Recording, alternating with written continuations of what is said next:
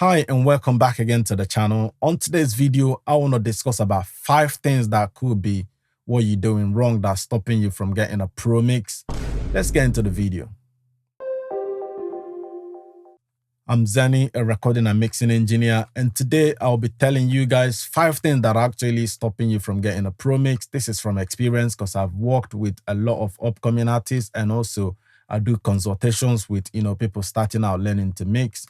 So the first thing that I'll put on my list is proper gain staging. A lot of the people don't actually know what a proper gain staging is, and I do recommend a plugin called TB Pro MV Meter 2. So if you want to go download this, put it on your meters. Obviously, it's calibrated to -18. This will give you an indication of where your levels are, because if you start a mix without proper gain staging, you are already, halfway to failing. Like if you start obviously pushing a lot of level into most of these plugins, especially the ones that are modeled after, analog stuffs, because they've been calibrated to that level, you will struggle to get a cleaner mix. So that is number 1 on my list.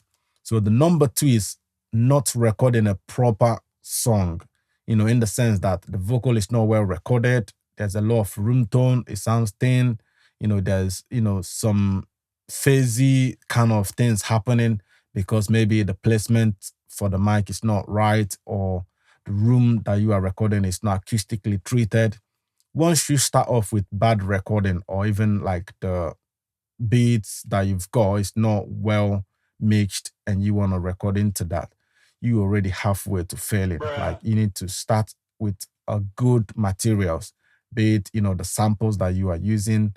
Look for the best samples. And also, if you want to record your vocal, you don't even have to spend a lot of money on a gear, like just using your cheap interface and cheap microphones, but to record it in a well-treated room. If you don't have a well-treated room, you can do what I call DIY vocal booth. Maybe throw some duvet around, and, so many other things you can do.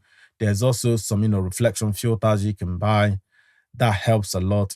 Just look for a way to sort of deaden the sound or the room a little bit before you record, and don't be too close to a corner if it's not well treated, because you have a lot of splatter, a lot of echoes. And once you have that, it's now hard to actually get a proper pro recording. So the third one on my list is your mindset. I did a video before. I'll put a link up there where I talk about, the cheat code to a great mix is your mixing mindset. So you need to go watch that video.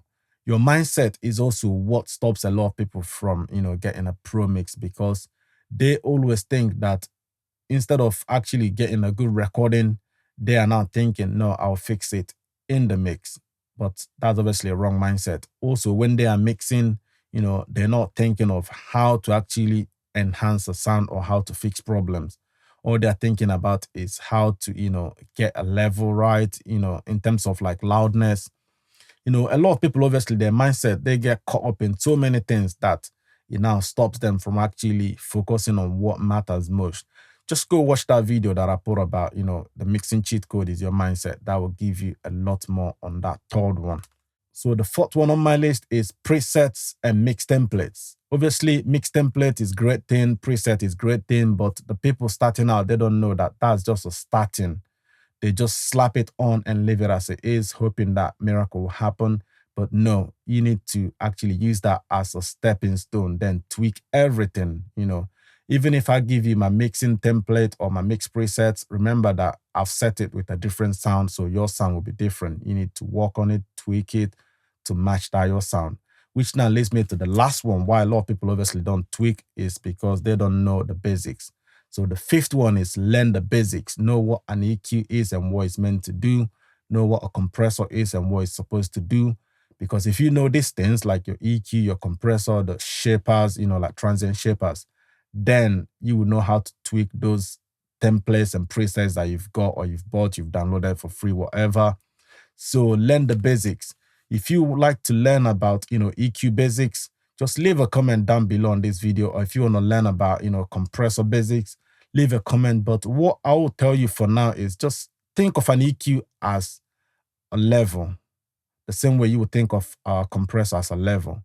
Obviously, EQ is just pulling down the level of a specific frequency range that you've selected, whereas compressor will pull down everything, except if you are using a multiband compressor, which is obviously a whole new topic that we will look into.